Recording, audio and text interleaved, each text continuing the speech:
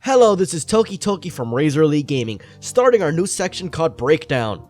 Here at Breakdown, we take all your favorite franchises and break them down to see how they have changed over the years. Our first breakdown will be on the Call of Duty franchise. There are many sections to cover, so we'll be breaking this down in 4 parts. This part being the World War II story arc. So let's get started. Call of Duty is a first-person shooter that was developed by Infinity Ward and published by Activision in 2003. This marked the beginning of an era, the start of a roaring franchise. The setting for this was World War II and used the Quake 3 Team Arena engine. Call of Duty's primary focus was on the infantry and combined warfare that World War II had to offer. Call of Duty's gameplay is very similar to that of Medal of Honor. What makes Call of Duty distinguishable from Medal of Honor is the fact that the war is seen from different angles. In Call of Duty 2, we see World War II from the angle of the British, Canadians, and the Soviet Union by allowing us to switch between different soldiers from each faction. This key feature is what made Call of Duty so unique, and which helped us understand how complex World War II was. Another unique inclusion Call of Duty offered to the World War II genre of games was the accompaniment of computer-controlled allies. This gave the players deeper immersion due to feeling as if they were part of a regiment. Call of Duty renovated storytelling by giving you a unit all controlled by AI, whereas other games pitted you against an army all by yourself. In this entry, Call of Duty was much more forgiving. It would allow players to save at any point in time. Though it sounds useful, this might have actually caused for frustration, as you might accidentally save in near-death situations. A major difference from later installments was the option to change your firing modes for weapons. It was also one of the first FPF games that included iron sights. This shook the battlefield, so to speak, because at the time the norm was zoomed in hipfire.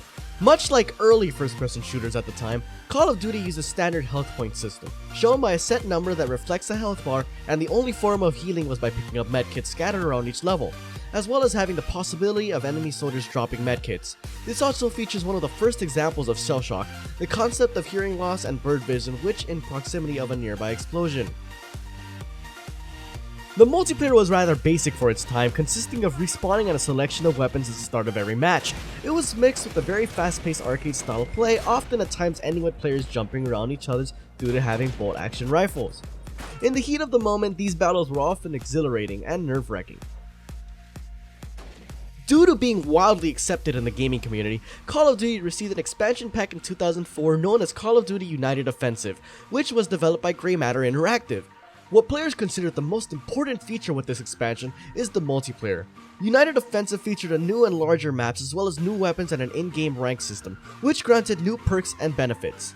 In total, the game modes included was Deathmatch, Free-for-all, Team Deathmatch, Retrieval, Behind Enemy Lines, Search and Destroy, Headquarters, and Kill House. This version of Call of Duty has been ported to consoles under the title of Call of Duty Classic. The next installment for the franchise was divided into 2 sections, Call of Duty 2 for the Xbox 360 and the PC, and Call of Duty 2 Big Red for all previous generations. This was done in order to fit into the different hardware limitations at the time. Call of Duty 2 was released in 2005 by Infinity Ward and published by Activision and Konami in Japan, the more you know, on their revamped engine IW Engine 2.0, which was a modified version of the Unreal Engine 3. This new engine allowed the scope of the battlefield to turn, allowing enhanced visuals with smoke and weathering effects. The AI was vastly improved as well, now including an AI that would actually seek out players as well as reacting to players' presence after being alerted. Friendly AI also received an upgrade with more than 20,000 lines of sensitive dialogue, allowing them to call out position of enemy soldiers, warn of incoming flank attacks, and overall be more helpful to the player. The campaign is set by 4 different perspectives: the Red Army, United States Army, and 2 different perspectives from the British Army. The biggest change for this title stood apart from the predecessor in regaining health. This was a huge change that we will still see today.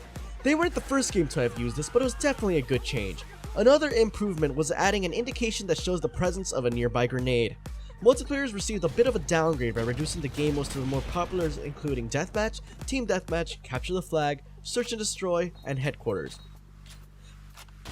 Call of Duty 2 Big Red 1's major difference was in the campaign as well as running on an NGL Treyarch engine. The campaign focused on a single allied formation, the US Army 1's Infantry Division, which was by the name Big Red 1. This was also the first game that Treyarch developed for the franchise. The third major release and the closing for a World War II story arc was developed by Treyarch and published by Activision.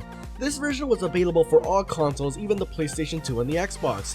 But this also was one of the first that was not released on the computer. Call of Duty 3 ran off Treyarch's NGL engine. This was the last time we'd see this engine being used. This engine has some noticeable graphical updates and an introduction to close quarter combat battles, which involve getting surprised by an enemy and mashing buttons to survive. This marked a new trend in the coming of other Call of Duty titles.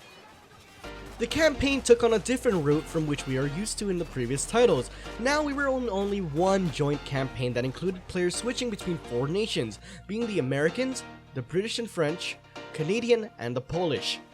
The multiplayer was quite popular, allowing each team to have up to 24 players. This was also the first introduction to public and ranked matches, as well as the inclusion of character classes rather than just different guns.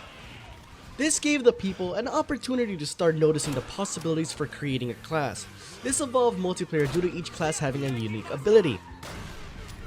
Well, that sums up this week's version of Breakdown. Stay tuned for next week's breakdown on the Modern Warfare story arc. My name is TokiiToki from Razr Elite Gaming. Leave a like and subscribe, it helps a lot. See you next week.